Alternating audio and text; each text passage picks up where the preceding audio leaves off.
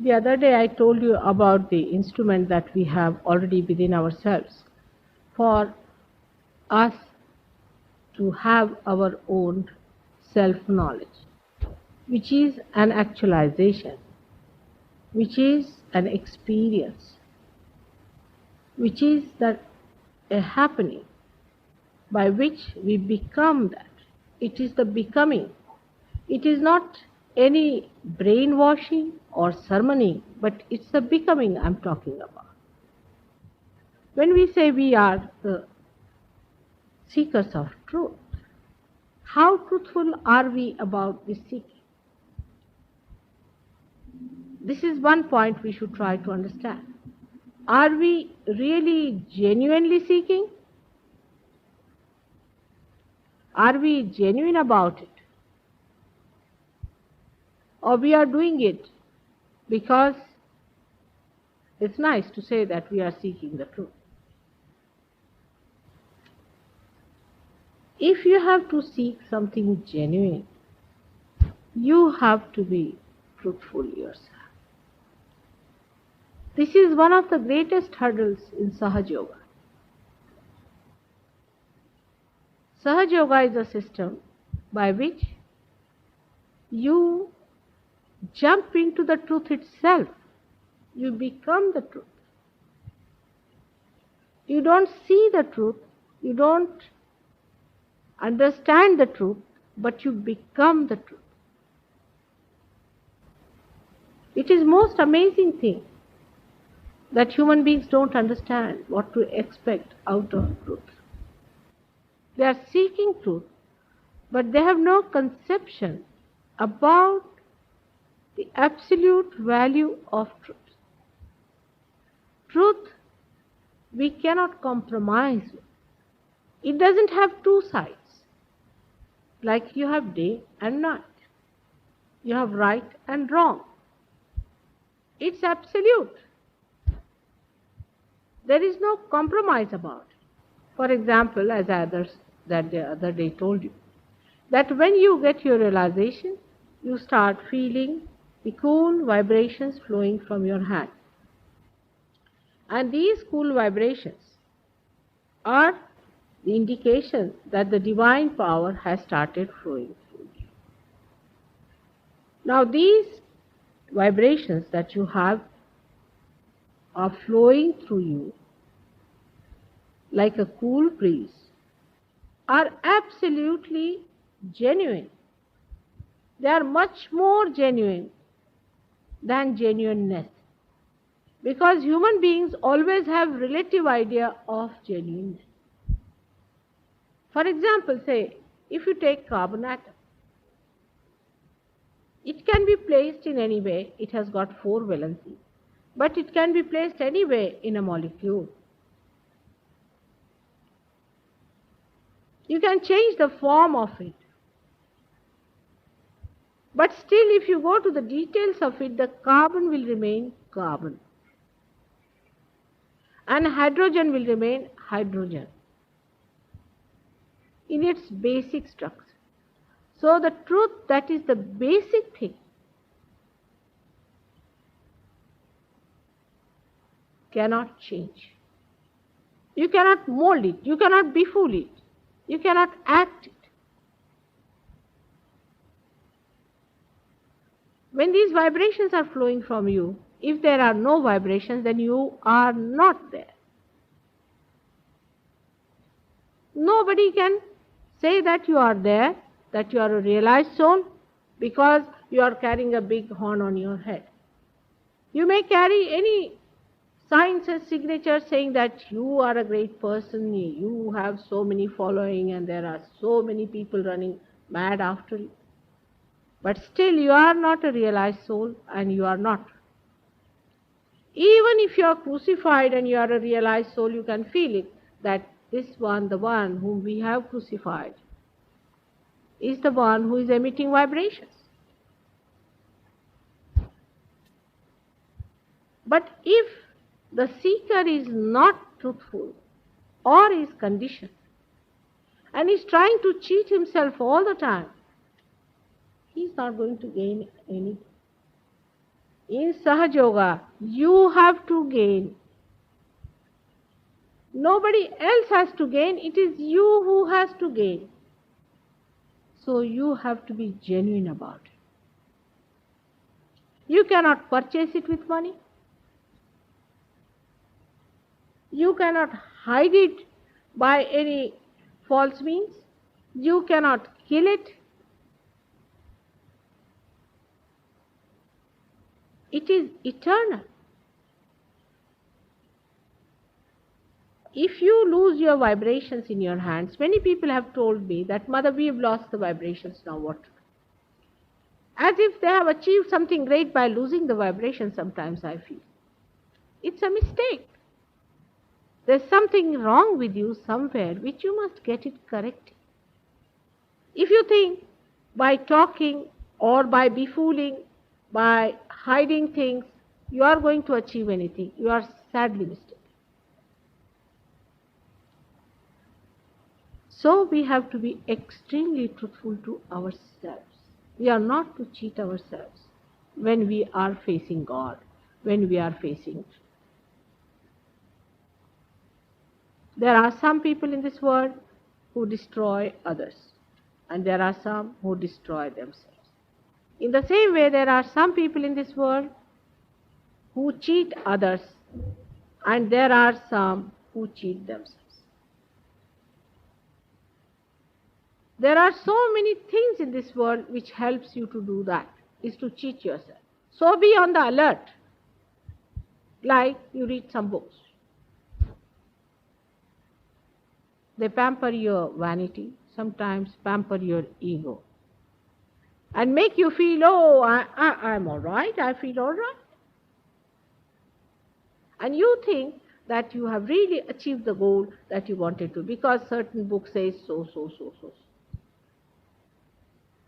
Or maybe somebody is a man who is not interested in your well-being and your truth-seeking, may give you an idea that, all right, this is the truth, all right. So you believe that this is the truth, and you accept it, that this is the truth. And with that kind of a conditioning, with that kind of an idea within your head, you go ahead and carry on your life. 1 life, 2 lives, 3 lives. You're supposed to be a seeker of truth. How many lives are you going to waste seeking the truth? Are you really genuine about it? Or is it because there is a fashion that one has to talk like that or say like that? Of course, to cheat others is a sin, no doubt. But to cheat yourself itself is also a big obstacle in the seeking of truth.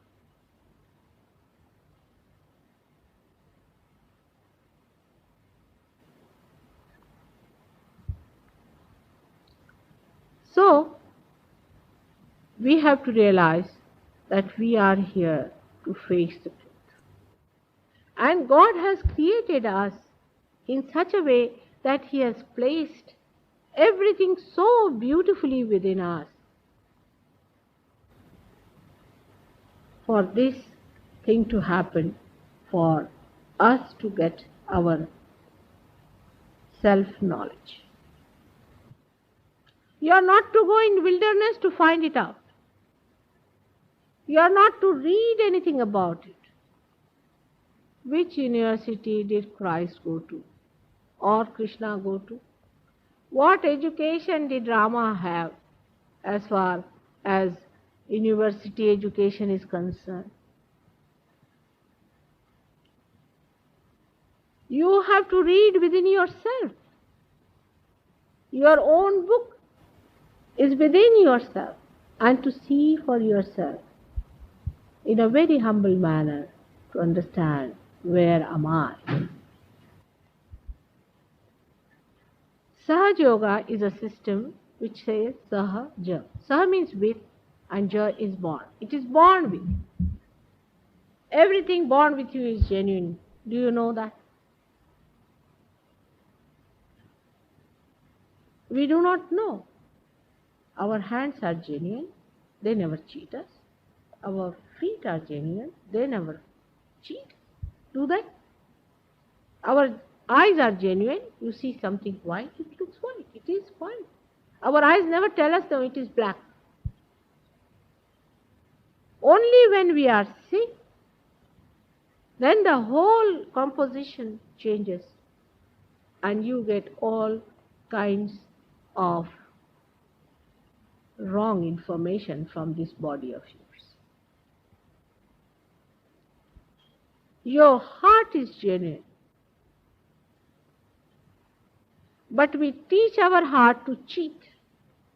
We teach our eyes to cheat. We have pretensions. And the truth knows you. When I say this, we should not have self-pity about us. It is never the way to go from one extreme to another. This is a very common condition of human beings. If you tell them one thing, they go from one end to another end. No, you just stand in the center and see for yourself.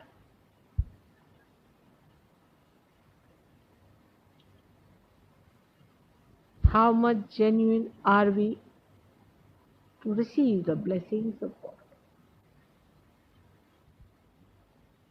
Are we really seeking God, or we are seeking something else behind the name of God? I tell you, everyone who professes any religion should just have this test, and he'll be surprised that either he's seeking money out of him, or he's seeking power out of him, or he's seeking some sort of a physical or maybe a material advantage out of it.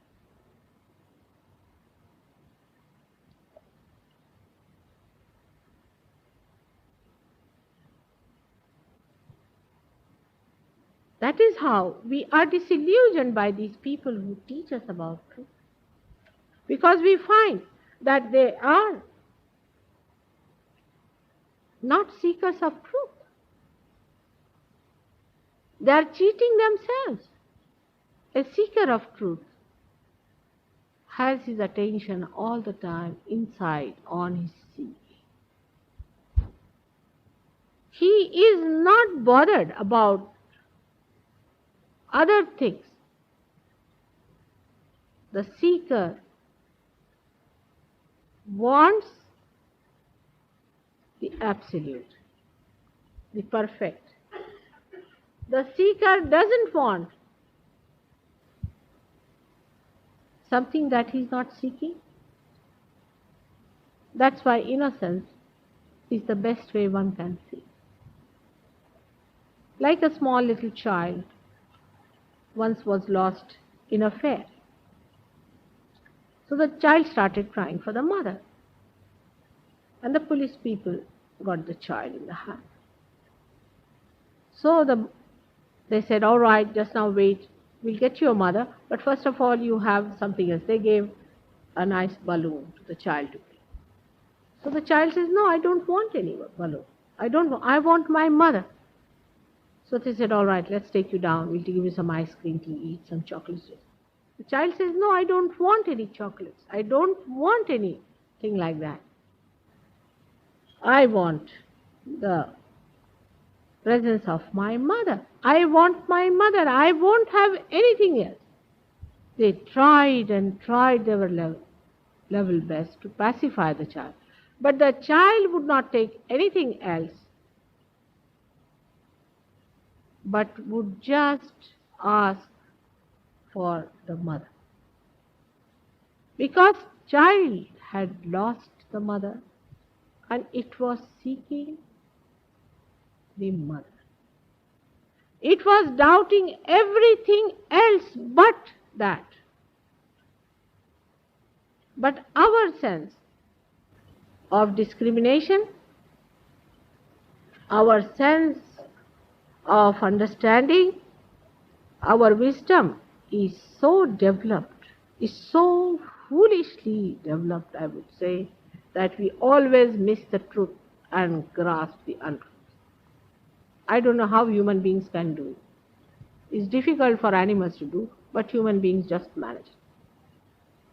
That's all we have done so far in the history.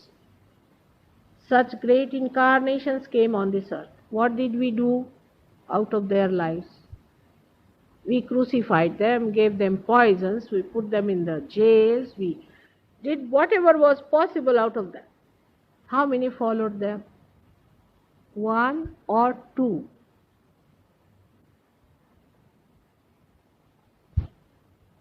But take Hitler now. How many followed him?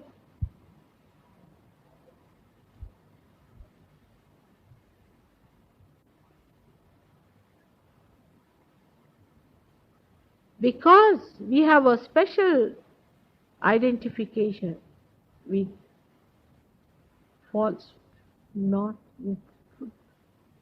We have lived with falsehood all our lives. Moment to moment, you'll find we are doing like that. In the name of money, in the name of power, in the war they say everything is fair, in the name of so-called love.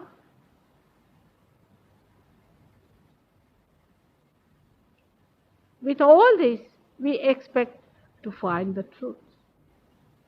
Also, we expect that truth should fall at our feet. So, to all the seekers of the truth of this world, I request to know that if you are seeking the truth, this time you don't miss it.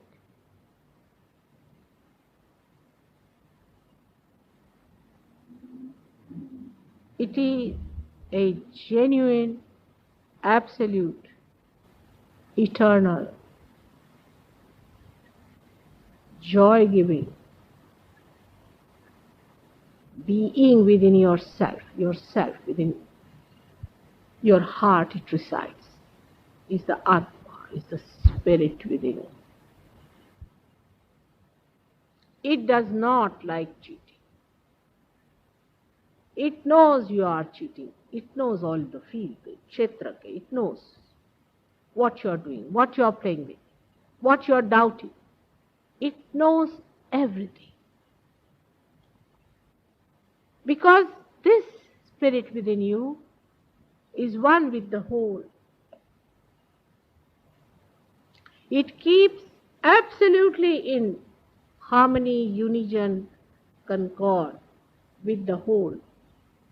It is we, with our intelligence you may call it, or ego or superego, whatever it is, we try to cheat it. It doesn't like it at all.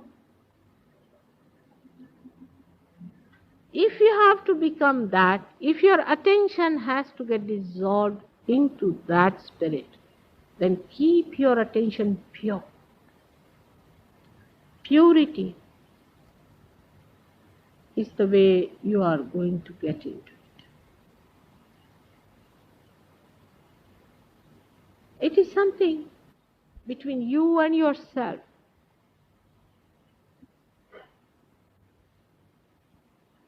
It is something which is your own concern within yourself. It is for you to decide and to understand.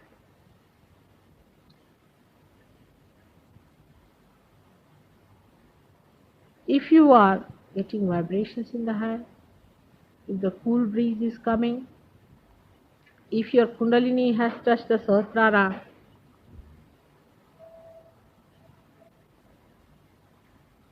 maybe it is the grace itself is pouring into you. But do not take it for granted. You will not progress fast if you go that slow way. You can only progress if you go on drenching yourself in that grease. This is the first problem of Sahaja Yoga I find, especially in the West. And that's why I have seen that you are more enamored by people who are not genuine and least bothered about someone who is absolutely genuine.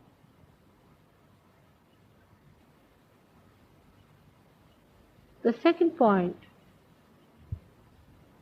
that comes to my mind, which is very important, the other day I hinted at it, that when you get your self-realization, it's just the grace that you get it at the first shot. You do get it. It's just the grace that you get it. To maintain it is your job. You lose it very fast, so many of you. Because as soon as you get it in Sahaja Yoga, you start doubting it. Firstly, maybe because you do not think that you are capable of getting a self-realization.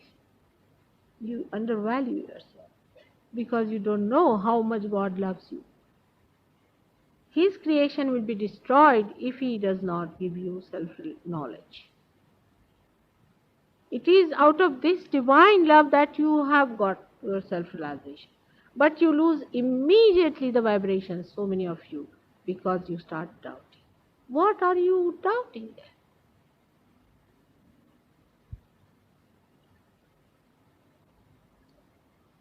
Because you are confused. What are you going to gain out of doubting or lose out of doubting? There is no shop here. There is nothing selling. You have paid no money for it. You are not going to lose your powers or anything. If you are a king, you will remain a king, may become even a greater king. If you are a student, you might become a better student. What is there to lose that you have started doubting and playing with it? Perhaps very few realize the value of self-realization. I've seen the sick realize it more than the healthy people sometimes, because sick feel comforted in their body. But how shallow we are, just think of it. Sometimes this amrut is given to someone who doesn't know the value of this.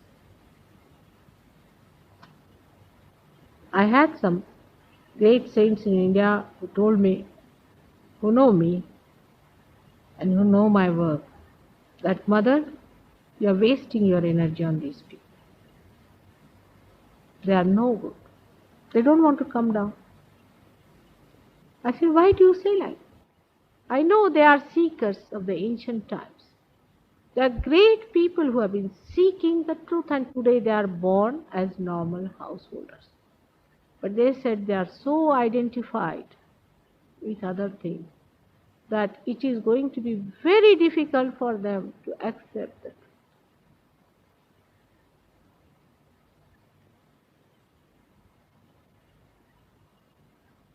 You have to steady yourself on the platform of truth, which itself plays around. It tests you. There are ways of testing. Every minute it is testing.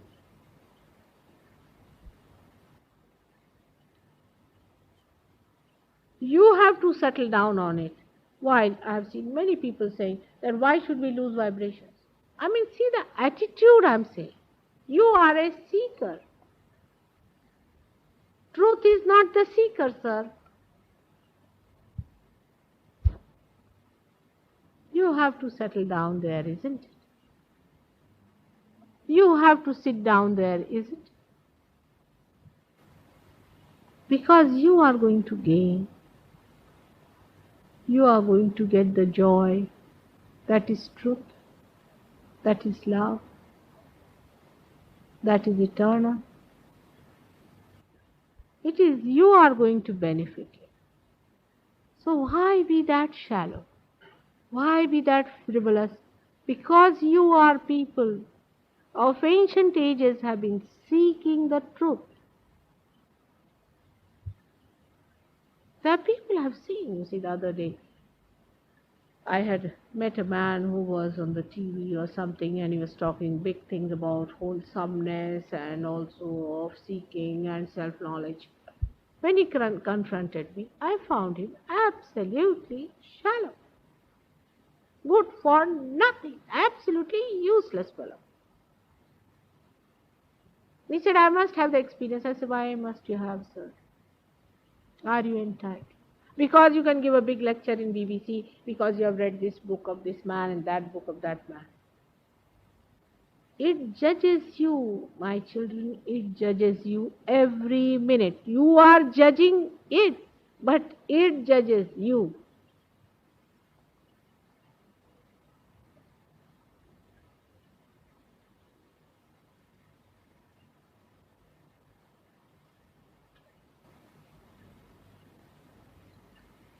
Perhaps, I hope in my lifetime, I may be able to see that truth is dawn upon this earth, in your heart, and that thousands and thousands of you who are really the seekers receive it. But it's a living process. It is not a artificial process. It is not just a movement, linear movement like that. It is a living process. There are so many things that have to work it out. Like you can have many plastic flowers, but to get one flower, how much time one has to spend watching it blossoming?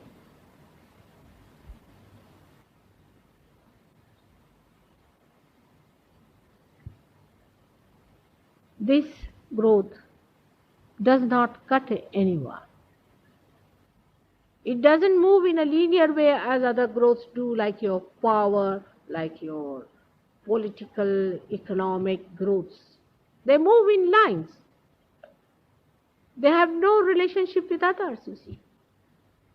There is no relationship with the whole. They have no sense of proportion. Like somebody's nose increasing, somebody's ears increasing. It's a cancer. All these movements will lead to cancer, means they will eat you off. They have to eat up somebody to make their way. They just start blindly moving one side, then they cannot turn round. It's a wholesome, living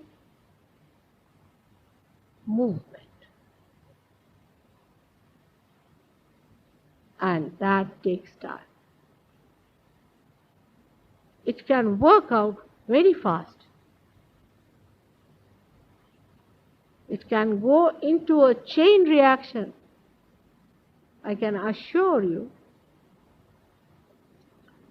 if you all decide to be genuine about it and humble about it, if you little bit change your attitude about Sahaja Yoga, that there is nothing selling here, that you are the seeker, you have to knock the door, you have to ask for it, and then you will be blessed. This is the biggest gap I find, and that's why sometimes I feel extremely helpless.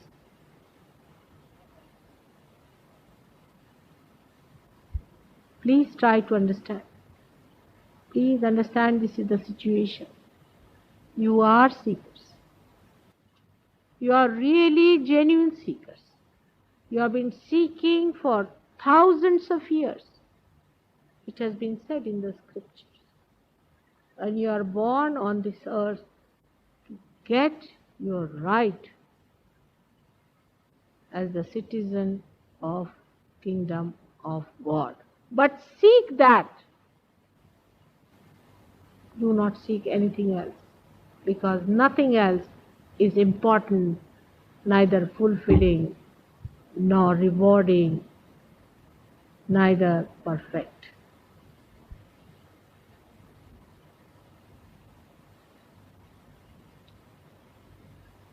Today we are going to have the meditation now after this.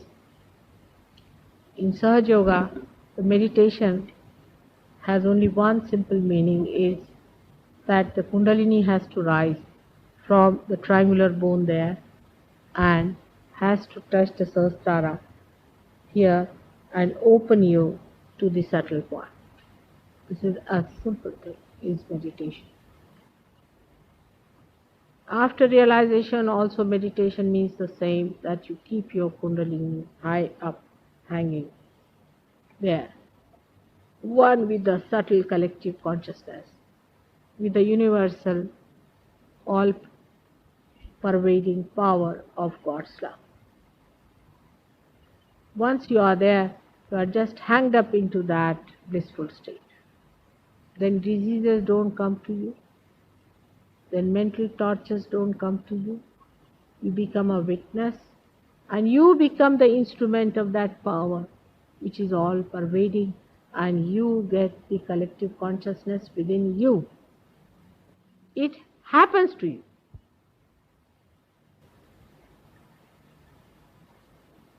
If it does not happen to you, then genuinely there are some defect somewhere which one has to correct, for which I am willing to work hard. And there are so many who have got it also. So you are also going to get it, and you are also going to feel it. There is no problem about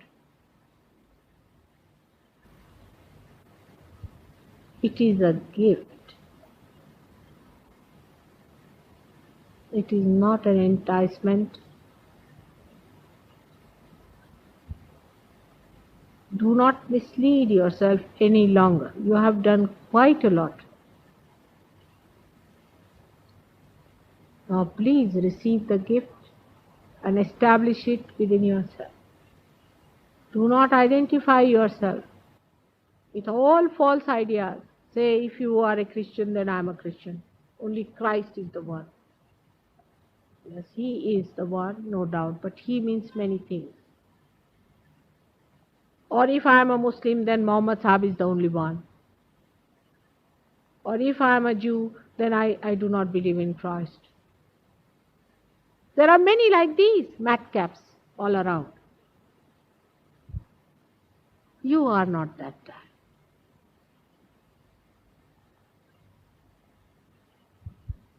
Get over these boundaries and false identifications and raise your vision higher, which is called as adhisthana. You put yourself higher than what you are, which you are. And just say that I am a seeker of truth. Does this behove me, my personality? How can I think like that about it?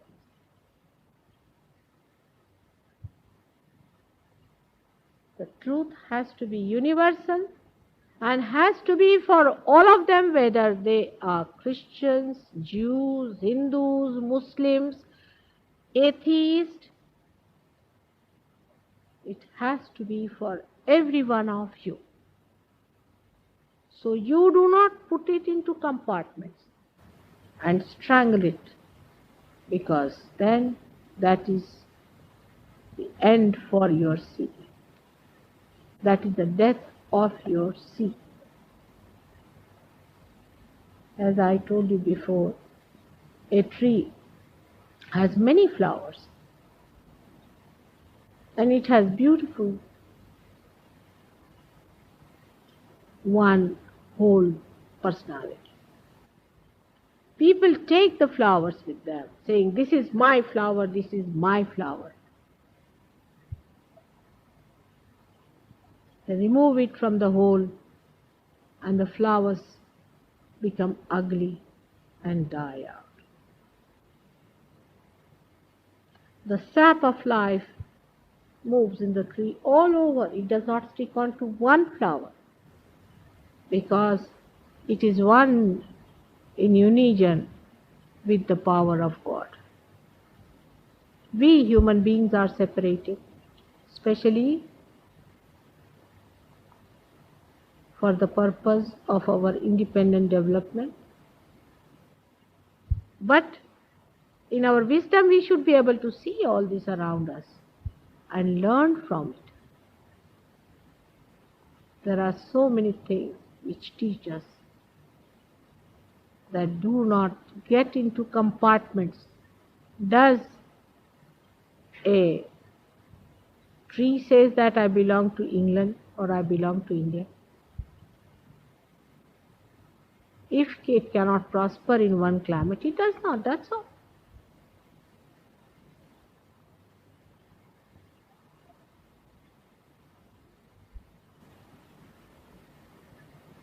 As human beings, you are the highest and are the wisest and the best. Let God see how this blossoming time flowers you into beautiful fruits of His work, of His creation. May God bless you all.